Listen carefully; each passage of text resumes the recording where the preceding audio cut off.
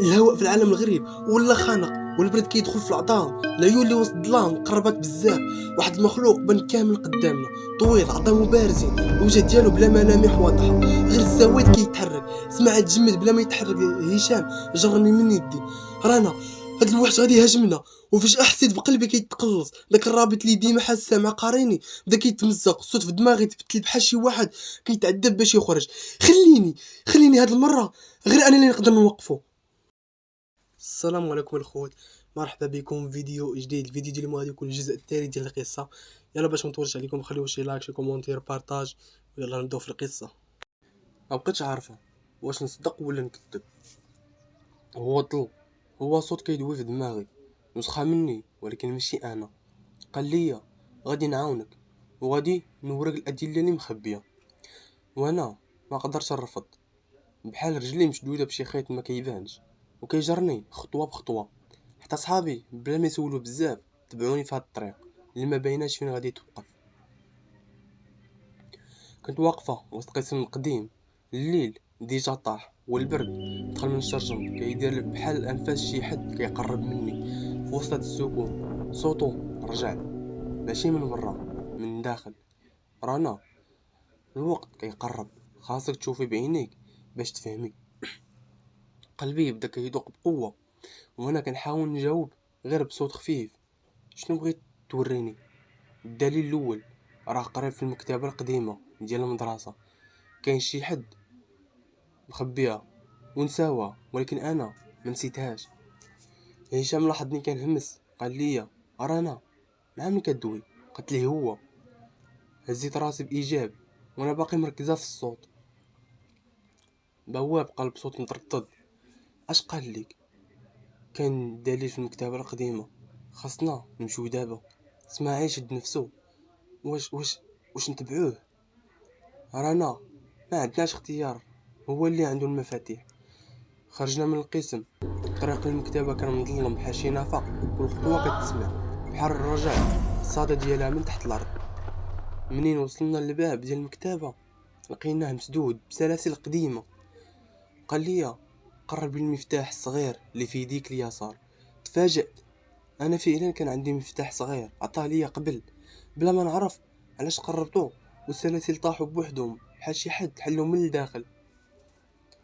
دخلنا المكتبة، والريحة الورق القديم والرطوبة خانقة والأرفف عامرين بالغبرة، والضوء كيوصل بالكاد للشراجم المكسور.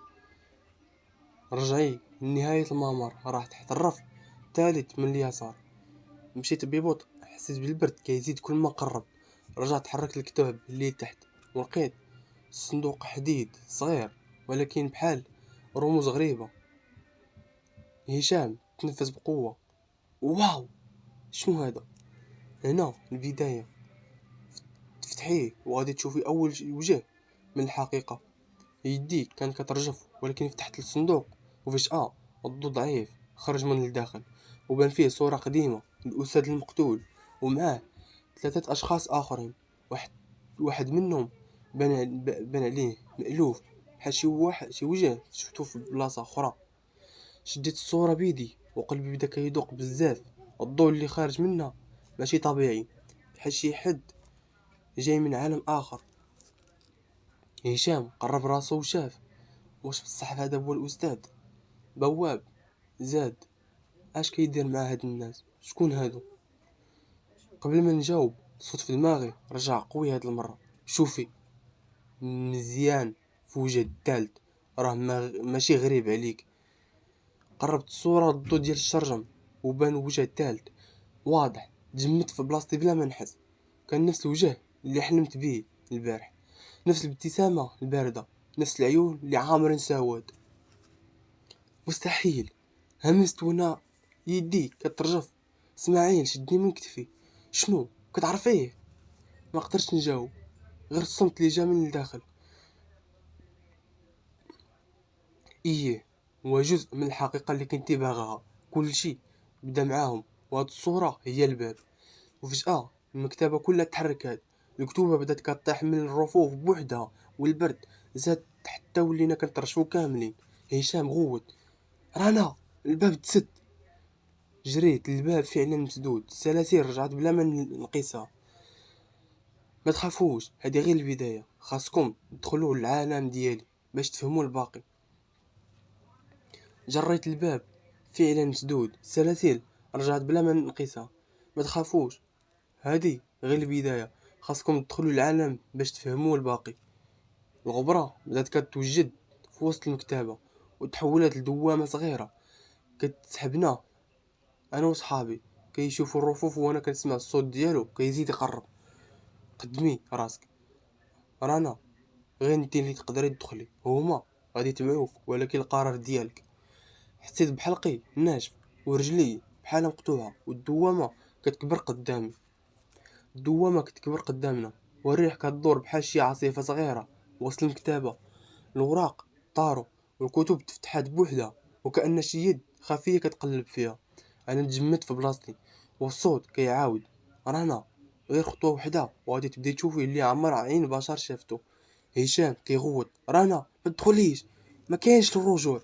بواب متشدد بالروف وهو كيبكي، الضو كيزيد غادي يسحبنا كاملين. انا بديت كنحس راسي خفيفه، بحال الارض تتحيا قدامي. سمعت همسات كتجي من كل جهه: رانا تعالي هنا، الحقيقه ما تخافيش، حنا قراب. وفجاه الارض فتحات تحت رجلينا بحال شي شرخ كبير، وبان ممر مظلم كيسطع منه ضو خضر باهت. اسماعيل تشد في يدي وكيصيح: لا ما تمشيش. ولكن الدوامه شدتني انا الاولى وجراتني قدام عيني، والطعم ربضو غريب والبرد دخل عروقي بحال الجليد. مرحبا بك في العالم اللي بين الظلال والدم. وفجأة حسيت براسي تحت فراغ، ومن فتحت عيني لقيت راسي في مكان كحل. الارض بحال الرماد، والسماء عامرة دخان، واصوات كيضحكوا من بعيد. صحابي طاحوا حدايا واحد بواحد كيدوروا وجههم بخوف. هشام قال هو كيتلفت: فين جبتينا؟ هادشي ماشي مدرسة. وفي الظلام بانوا عيون كيراقبوا، عيون بزاف كتراقبنا من بعيد. الصوت في دماغي رجع هاد المرة أعمق وأخطر: هنا غادي تلقاو الأدلة اللي قلبتو عليها، ولكن كل دليل عنده ثمن. الهواء في العالم الغريب ولا خانق، والبرد كيدخل في العظام. العيون اللي وسط الظلام قربت بزاف. واحد المخلوق بان كامل قدامنا، طويل، عظامو بارزين، وجه ديالو بلا ملامح واضحة، غير السواد كيتحرك. اسماعيل جمد بلا ما يتحرك. هشام جرني من يدي: رانا هاد الوحش غادي يهاجمنا. وفجأة حسيت بقلبي كيتقلص، داك الرابط اللي ديما حاساه مع القارين بدا كيتمزق. الصوت في دماغي تبدل بحال شي واحد كيتعذب باش يخرج: خليني، هاد المرة غير انا اللي نقدر نوقفو. شنو كتقول؟ همست وانا كنجري بعيني في كل جهة. المخلوق بدا كيقرب للارض، كتخرج من خطوات ديالو واحد اليد طويله ديالو ارتفعات. كنت غادي نغوت، ولكن في هذه اللحظه راسي تصدع بالصوت: رانا خاصني نتحرر منك دابا الا بغيتيني. تحياي انت وصحابك. حسيت بحال واحد الحبل كيتقطع من صدري، وكأن شي حاجه كتنفصل من دمي. الدوخه قويه شداتني، وسطها شفت الظل كيخرج من جنبي، نفس الملامح ولكن اغمق، واقف بيني وبين المخلوق. اسماعيل شهق: هادي رانا اخرى. القارين واجه المخلوق بصوت كيزلزل المكان: هي ماشي لي، انا اللي واقف ضدك. القارين خرج قدامي ظل اسود غامق، عيني كيبرقوا بحال الجمر. المخلوق واقف مقابله، السواد ديالو كيتحول لدخان كيطلع للسما. الهواء تقطع بيناتهم بحال شي ضغط كيخلي حتى نفسنا ما يخرجش مزيان.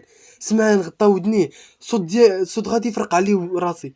المخلوق مد يدو طويله بحركه وحده غادي يضرب، ولكن القارين سبقوا.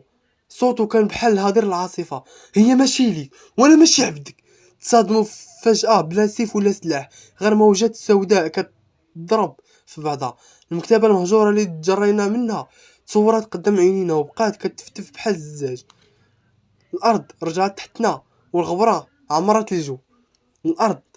هشام شد فيا، عينيه كيتفرجوا في المنظر. رانا واش هو كيحميك بصح؟ ولكن القريم بدا يضعف، صوته تكسر وسط الصراع. ما نقدرش نحبسو بزاف، غير هربوا. وفجأة هو ضوء ابيض قرب ضرب المكان كامل، ولقينا راسنا مرميين بعيد بزاف حتى فقدنا الوعي. فتحت عيني بصعوبة، كل شيء كان غامق، الارض ماشي بحال التراب، بحال الرماد كيتحرك من كل النفس. سمعت هشام كيانين وصوت بواب كيعيط: رانا، واش راكي مزيانه؟ حاولت نوقف ولكن راسي كيدور وكأني كنت ناعسة 100 عام. قدامي كانت السما ماشي سما، السحاب كحل كيتحرك بحال البحر مقلوب، والبرق كيضوي كل دقيقة بحال الكاميرا كتصورنا. اسماعيل جلس حدايا وهو كيتلفت بخوف. فين جابنا هادشي؟ هادي ماشي المدرسة، ماشي الدنيا اللي كنعرفوها. وفجأة الصوت اللي كنت حاسة به ديما في دماغي رجع ضعيف، بحال واحد كيحتضر. هنا البداية الحقيقية، كل خطوة غادي تجيكم قريبة من الحقيقة. شديت راسي بيدي وقلت بصوت متقطع: هنا البداية الحقيقية، كل خطوة غادي تجيبكم قريب من الحقيقة. هاد العالم ماشي ديالي، انا غير ممر اللي كيتحكم هنا، هما اللي عندهم مفاتيح الجريمة. الريح بدات كتعصف والرماد بدا كيتجمع قدامنا وكيتحول لدرب طويل كيمشي للواد من الضو الخضر. هشام وقف متردد: غادي نتبعوه ولا نرجعو؟ بواب غول: نرجعو؟ فين غادي نرجعو؟ الباب تسد علينا، ما عندناش خيار واحد اخر. انا وقفت وحسيت قلبي كيدق بسرعه، عرفت ما بقاتش الرجوع، خاصنا نتبعو الطريق، نعرفو الحقيقه. حرق من التحت بحال ما بين الجليد والنار. اسماعيل حط يدو على التراب الرمادي وقال: واخا ماشي تراب، كتحسوه حي بحال كيتنفس. بواب ضرب برجلو وقال ساخط: ماشي معقول، اش هاد الفيلم الرخيص حنا فيه جينا؟ هشام كان ساكت، غير عينيه كيتبعوا الغيوم الكحله اللي الفوق.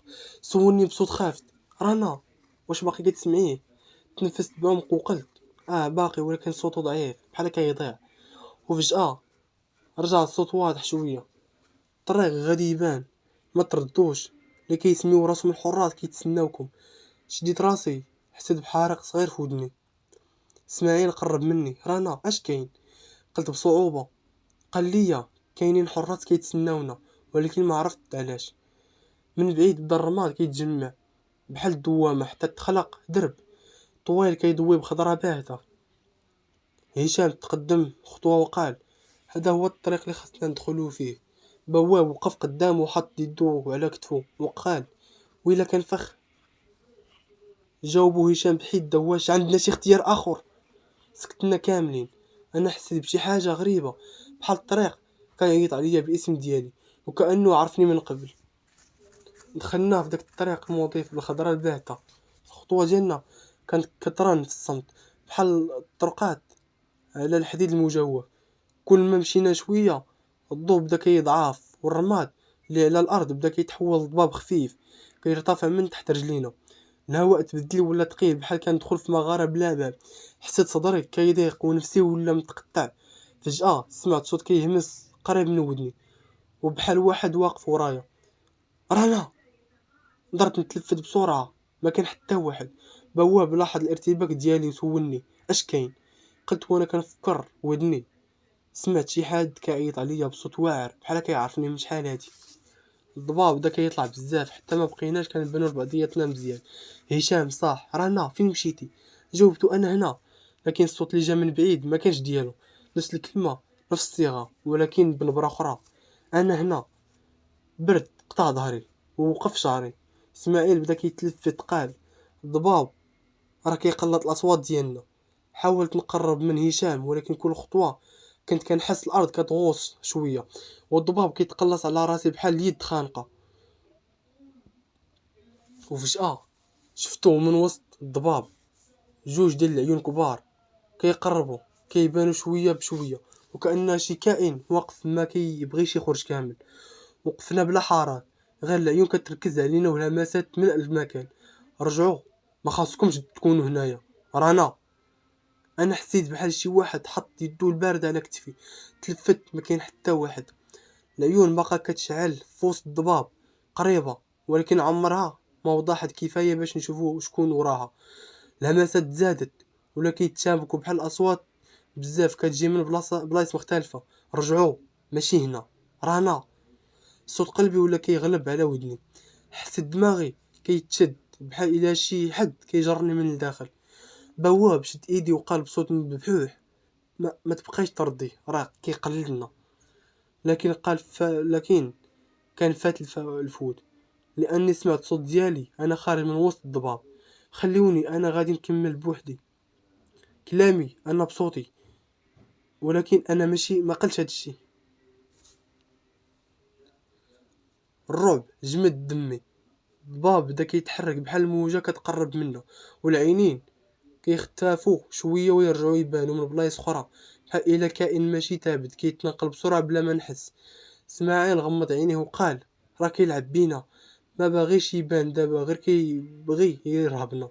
وفجأة حسيت نفس باردة قريبة لودني كيجري الكلام بحال الزفرة. الحقيقة باقي بعيدة. جمدت في بلاصتي حتى بواب حس بالبرد. هو الآخر عرف أن الصوت ماشي غير عندي. الضباب بدا كيتكاتف حتى ما بقينا كنشوفو غير الظلام ديال بعضياتنا. رانا سمعت صوت هشام كيعيط: فين مشيتي؟ انا ماش كنشوف والو. جريت خطوه لقدام، لقيته واقف ولكن عينيه كانوا سواد كحال بحال حفره بلا قاع. ابتسم ابتسامه جامده وقال بصوت ماشي ديالو: ماشي هو، راه انا. غوت ورجعت للور، ولكن وراه لقيت اسماعيل بنفس العيون السوداء. بواب شدني من كتفي بقوه وقال: ما تخافيش، راه كيتلاعب بينا، ركزي على الصوت ديالي. وغير بديت كنركز، اصوات تبدلات. سمعت خطوات كتجري في المكان، همسات كتعاود نفس الجمله، كل واحد في طريقه. تفرقوا، وفجاه الضباب ولا بحال الجدار كيتسد الطريق اللي كنا غاديين فيه. الارض تحركات تحت رجلين هشام، بدا كيتزلق لقدام بحال شي قوه كتجرو. غوت انا: هشام. مديت يدي باش نشدو، ولكن الضباب انفجر قدامي بحال شي موجه ودفعتني اللور. ومن وسط داك الانفجار العيون برزات بقوة كبيرة، قريبة بزاف، قريبة لدرجة اني وليت كنحس نفس كائن. ووسط كل هاد الفوضى صوته رجع واضح وهادئ وبارد: الحقيقة ما كتوصلش وانتم مجموعين. الضباب بقى كيتحرك بحال الموج كيحيط بينا من كل جهة. اصوات تداخلات حتى ما بقاش الواحد يعرف منين جا الصوت الصدى. كل واحد بدا كيشوف حاجة مختلفة. هشام شاف الطريق مفتوحة قدامه، اسماعيل شاف الباب كيضوي، وانا شفت الظل ديالي شخص كيعيط ليا من بعيد. كنت على وشك نمشي، ولكن فجأة كلشي سكت. الضباب تجمد في الهواء بحال الوقت وتوقف. برد غريب ضرب المكان، وداك الهمس المخيف تبدل بصمت ثقيل من النوع اللي كيدير الرعب اكثر من اي صوت. من صوت الظلام اللي ورايا بدا كيان ظل طويل ما عندوش ملامح واضحه، غير عينين صغار كيبانوا بشويه، كيبانوا بحال الا كيطلوا من عالم اخر. ما قال حتى كلمه، غير واقف. والكائن اللي كان محاصرهم بدا يرجع اللور، العيون ديالو نقصات من البرق، والضباب بدا كيرتجف في همسات ضعيفه خرجت منه. ما قال حتى كلمه، غير واقف. والكائن اللي كان محاصرهم بدا يرجع اللور، العيون ديالو نقصات من البرق، والضباب بدا كيرتجف، همسات ضعيفه خرجت منه. لا، هذه ماشي ساعتك. انا شفت الظل كيقرب مني خطوه بخطوه بلا صوت، كانه جزء من عقلي رجع يجسد قدامي. بواب حس بالبرد كيشد وقال بصوت خافت: رانا شنو هذا؟ انا ما جاوبتوش، علاش كنت عارفه. القرين ديالي ظهر، ولكن هاد المره ماشي باش يوسوس، باش يوقف الخطر.